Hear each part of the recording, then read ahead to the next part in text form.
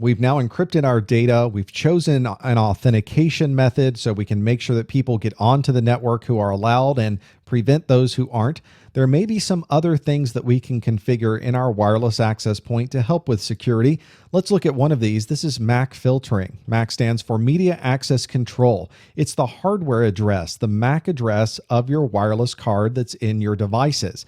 And one of the things you can do is list out in your wireless access point a list of all of the MAC level addresses who are allowed to communicate to your wireless network. So this keeps all your neighbors out. This keeps other people who don't know your MAC addresses from being able to even communicate to your wireless access points.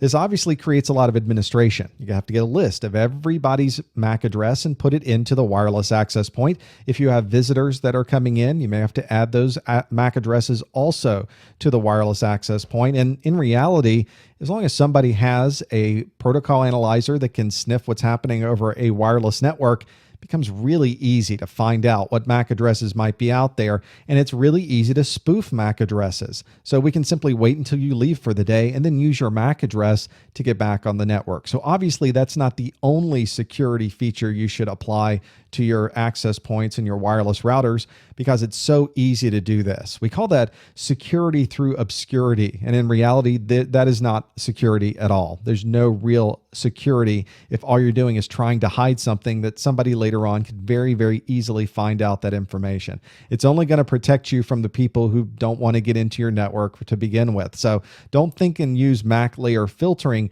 as its only security method. Use it to layer on along with all of the other things that you're doing.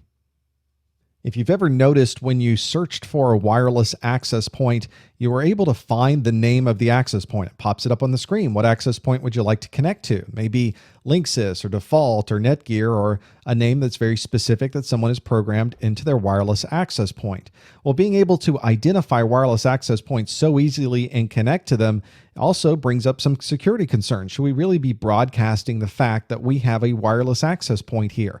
So one of the things you can do is, of course, change the SSID, the service set identifier, to something that's not quite so obvious. Make sure it doesn't use a default name like Linksys, and maybe not even give it a name that's referring back to your organization. Give it something very generic. You can also disable the broadcasting completely. This is a configuration setting from my access point. Here's a checkbox: enable SSID broadcast or not. I can turn it on or off.